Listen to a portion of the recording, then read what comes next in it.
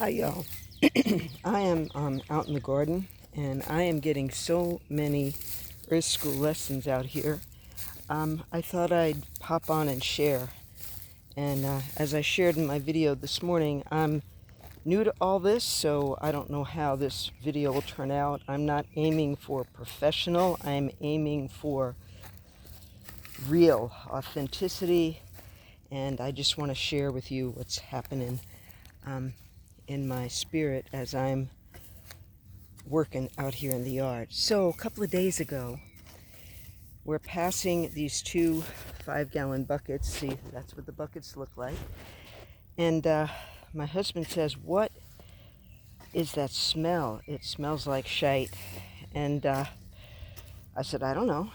And then a couple of days ago, I came out and recognized exactly what it was. It's this beautiful stuff right here. I don't know if you can see it. It's grass that was cut, and every once in a while my husband will just like spit it out in the yard. We don't have a bag, we don't catch it, but sometimes it gets stuck in the mower blade and he has to stop. And so there were these piles of this goodness, and I'd rake them into piles because we use everything around here. You know, everything, it goes, cycles right back to Mother Earth, right? And this grass was no different. So I had raked it up into piles and was collecting the piles and put them in these buckets. But then it started raining, so these buckets not only had this once living, okay, so all the oxygen started leaving the grass because it's now packed in these buckets. And once the oxygen was gone, then anabolic, it starts fermenting and it starts alchemizing what the grass was. In my world right now, grass is not my friend. I mean, in a way it is, because it's covering the ground, but I want to get rid of grass and I want to put something living like creeping thyme or, I don't know, chamomile or something down that would be beneficial to the earth and beneficial to us in various different remedies and teas and such, right? Anyway, so, but if you consider grass like not super good, and you want to make something super good, then you add these materials to make it even better, right? So we recycle everything. Anyway, so I'm out here. I've only been out here about 20 minutes, and I'm over here working in the berries. You see, I'm working near the berries. And oh man, it smells so bad. And yet, I couldn't help but stop and think how good it smelled, because the smell to me is like a present day. This is how alchemy smells. And especially right now with this fire horse energy, which is accelerating everything, isn't it? I mean, do you feel it like me? Or, I've been called crazy my whole life, so whether you call me crazy or not, or if you are on the dance that I'm on, and you're recognizing things on the planet. Anyway, crazy as it may seem, I'm dumping this grass stuff out, right? And there's liquid in it, and all I kept thinking is, what an incredible example of alchemy and the accelerated state. Because, oh baby, you put that grass in the 5-gallon buckets and everything just immediately like went into steroid mode, into fifth gear, and thus in 3 days we have this incredible tea that we can dilute and use, in various places that need nitrogen. but I couldn't help but compare it, and it's so pungent and it's disgusting. It smells terrible. You don't want to touch it. It's wet and thick and slimy, and it's full of goodness. And that is like this journey, because you've heard people say it all the time, and more we're beginning to share it. And that is that in the most painful, most uncomfortable, how many times have I shared in the past on so many podcasts about how we'd best get very comfortable with being uncomfortable, right? And I just thought about the last 17 months when my husband and I were separated, and I lived 6 months, I think, in Florida even, another, several states away from our Tennessee roots, and it was excruciating for both of us. I had my guard up for a good 6 months. I didn't want to let my heart feel tender again towards this man, and oh my gosh, he was so angry. I had to block him and everything, and I look at the alchemy. 17 months is nothing on this dance of transformation. The older you get and you look back and you think about all these earth school lessons that you've been through, and you're still standing, and you're still standing, and you just reminisce. I try to do it twice a year, and I do it right at the first of the year, right around Christmas. That's kind of like the new birth, and so I do a lot of future tripping, so to speak, a lot of visioning in what I want to see for the year. But you always look back and you recognize how strong, how courageous, how much of an overcomer you are. It's super important to keep that stuff in your tool belt, because we all know that we have days where we feel like we can't even pick our head up, and the battle is so strong between our ears. And I'm here to encourage somebody today that if you've been doing this for a while and you just haven't felt like you've connected, just keep on, because once you feel his presence, like really feel his presence within you and around you, and even say, hey Jesus, can you come and take the wheel of this car? Can you give me a hug, and then be able to feel a hug? These things are possible, right? And so we look back, and when I smell that smell, I think of the alchemy that is happening in all of our lives, and the acceleration with which it is occurring right now. I'm sorry, the neighbor's getting a UPS delivery, and so I'm out there and I'm spreading this goodness, and I'm thinking of the goodness of all. Oh yeah, Teresa Marie, it's easy for you to say when you're on the other side of 1,000 dark nights of the soul. Drug addiction, alcohol, sex, moving 33 times in this incarnation, 4 marriages,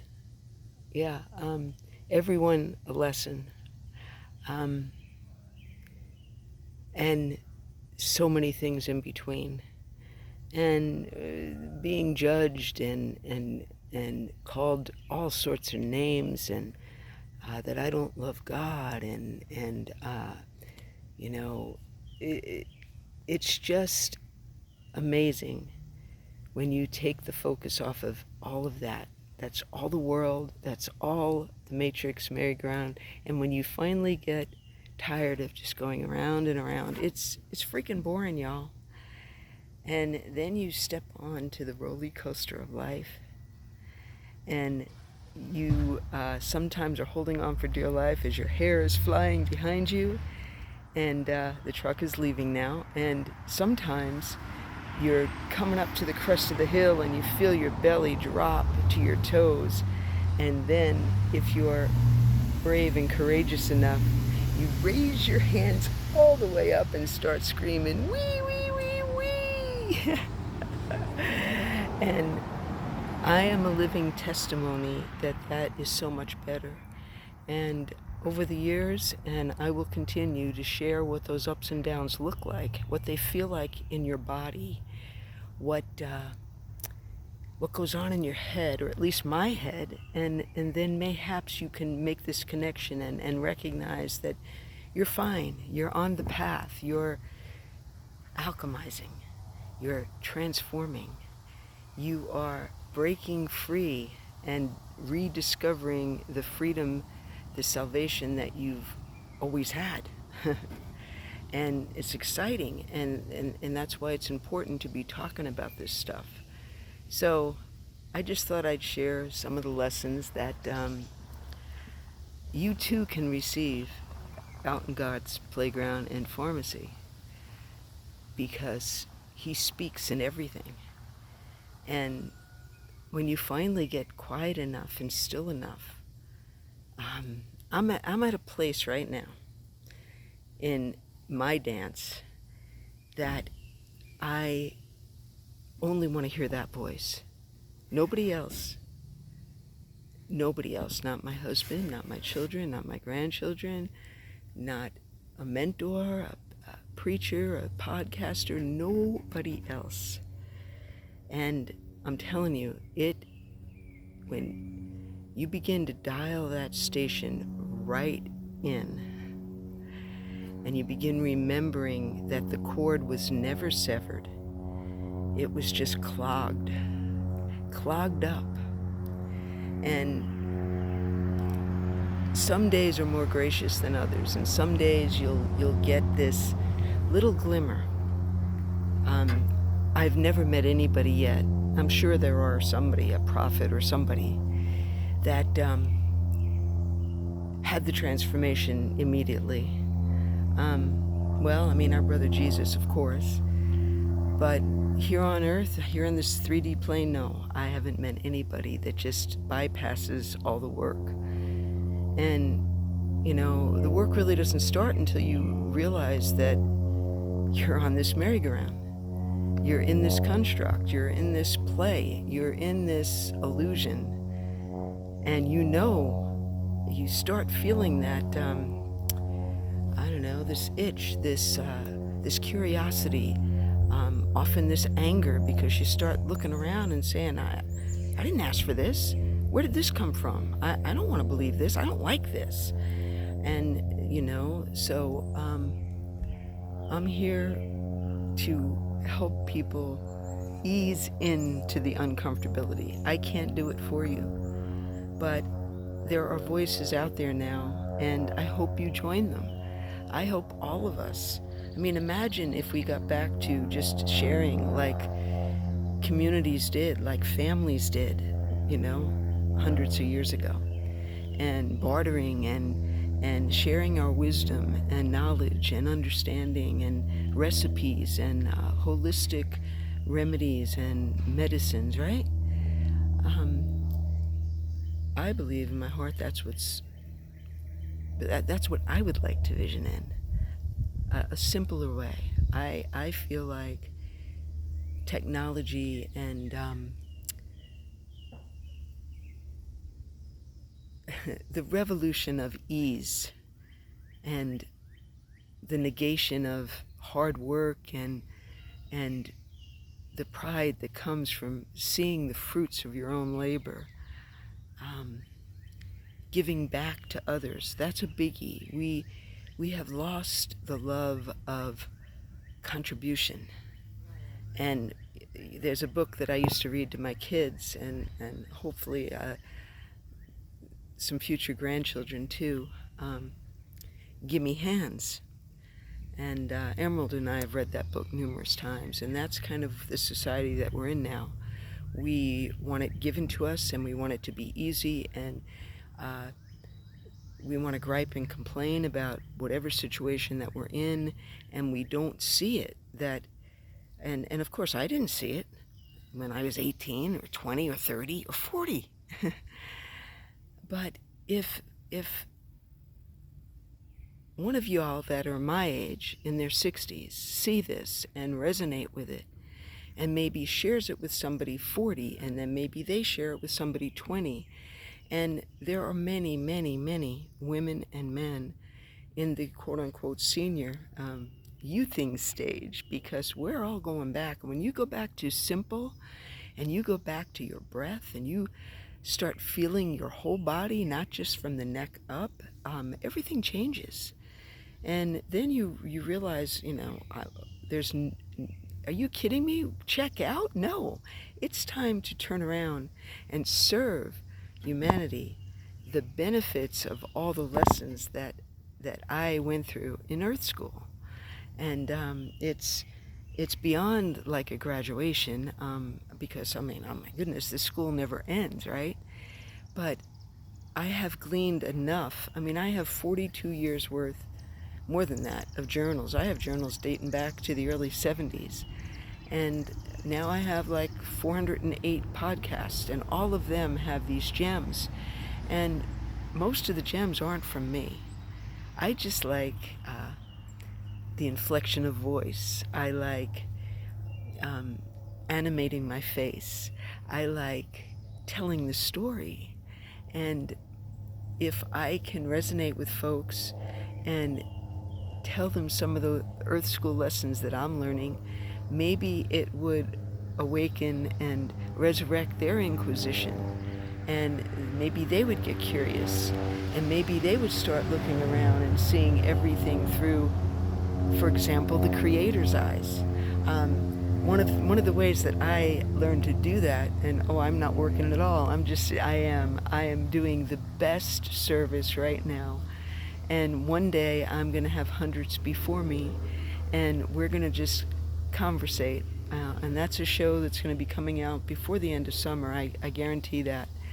And I'm going to have a call-in show, and whatever you want to conversate about, that's what we're going to do. And we're going to start enlisting connection. I want connection around the world. I want us to remind ourselves that we are all sparks of God, and we're all carrying love, and we can choose to lay down division and hate. And little by little, that's the part that I would like to do. But anyway, that's my alchemy lesson for today. So if you're in the midst of a dark night of the soul, if you're stressing over finances, oh baby, that's where I'm at. We all need to remember the power of our words. They're life and death, literally. And if we keep saying we're poor, we have not, we're sick, all of that is what we're going to reap. And man, I am so preaching to myself. In fact, I'm going like this. I'm not even pointing a finger, but I'm sharing that that's something that I really, because as a communicator, as somebody that always, I love to talk. And I know the root of cause of that, of course. The baby is 6 kids, and if you wanted to get any attention, you had to talk loud and fast. And so I met that mark. And now, as I get older, and I live with a man who has always been very quiet, a man of little words, and then sometimes they would come out like acid, because he didn't know the balance of letting that steam out. And I had the reverse. My valve has always been wide open. And there it is, that figure 8, that yin yang. We complement each other, and now we're beginning to understand that and learn in our own ways. I learned yesterday that my husband and I aren't ready to have conversations like that. Like, this is what I see happening, and why don't we try this? Because currently, right now, my husband sees that as me steering the ship or being the controller, and he does the same with me, and It's if you've never read, what is the name of the book? It'll come to me. But it's how energy vies for one another, and that's what we do. And as the observer, and if you've gone through my series about being the observer, I'm soon going to have a written guide, and it'll be available online. But when you're the observer and you have your little avatar out here hanging out, mine is no AI version. It's just me, but I'm about this big, and I'm hanging out right here, right now, and on my right shoulder, and she'll observe. And it's taken me years to do this, and I talk at length in my series about it. And so now I'm beginning to observe that's what happens. One of us will say something, and I'm beginning to recognize, if I just stop my habit, it's just a habit. It's a rut that I've gotten into. It's Terry Wilson, the hippie freak of the South. It's my old self. And now my new self, who, by the way, is fully embodied in my little avatar. So that's very helpful. And you just start now really catching the things that are occurring. And so I say to myself, what would happen if I just stayed quiet? What would happen if, instead of thinking about what I want to come out of my mouth while my husband's still talking, oh yeah, I just said that. Come on now. I mean, I'm not alone in that. But if I am, hey. And recognizing, wow, now I haven't managed it yet. I've gone 2 or 3 minutes. But you see what I'm saying? And see, this is a personal responsibility. And unfortunately, the way the Matrix has programmed us is no.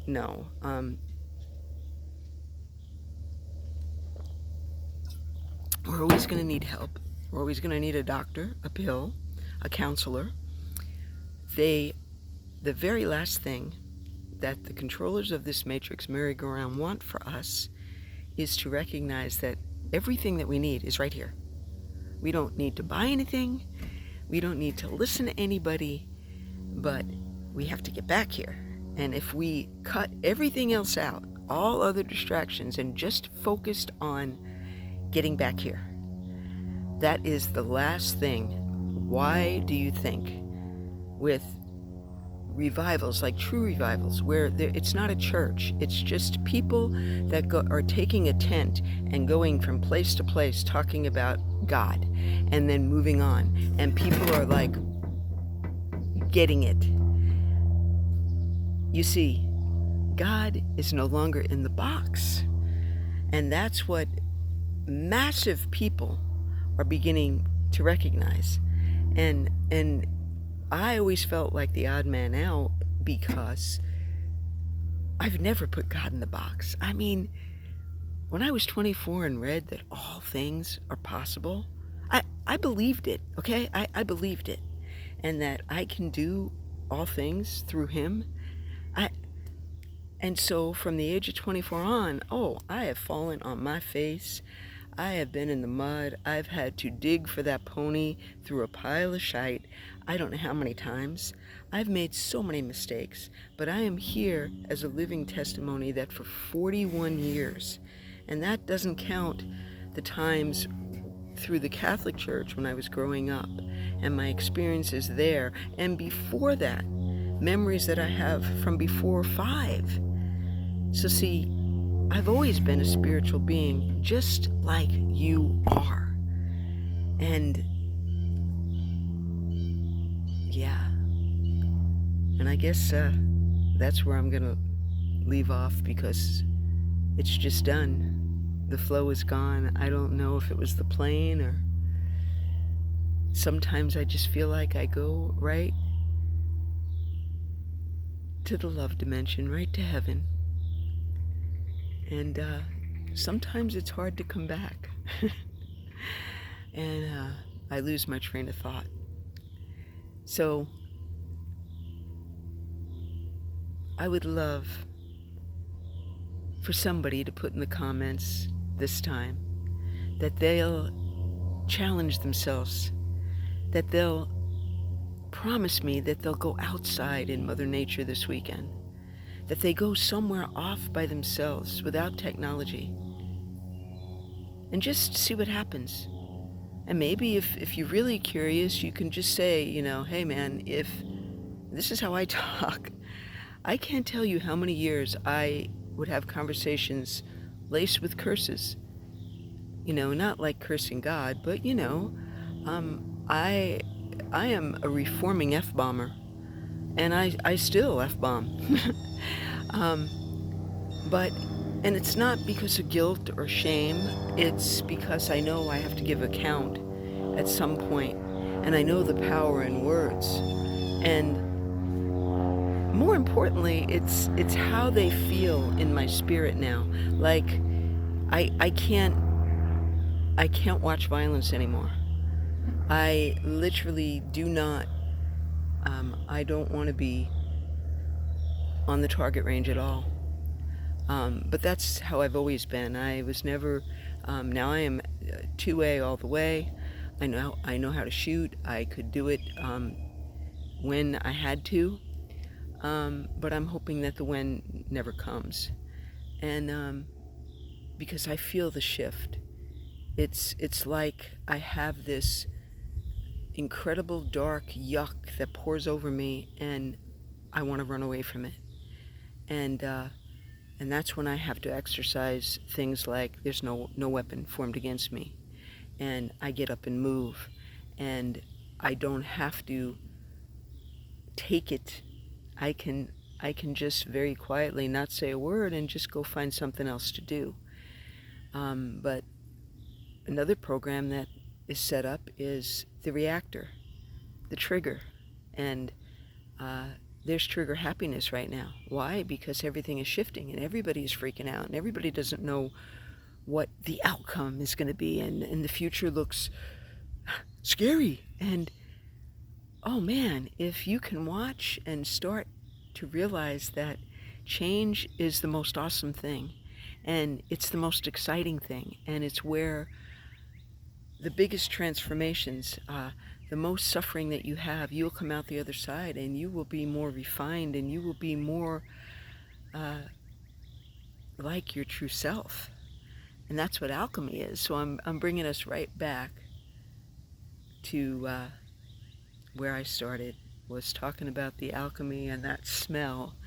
And so from now on, when I smell fermented grass, I am forever going to think of the beauty and the transformative power of our own spiritual alchemy, dissolving all that's not like our Creator and rising from the ashes to all we were always meant to be, free, my friend, to just be. Peace.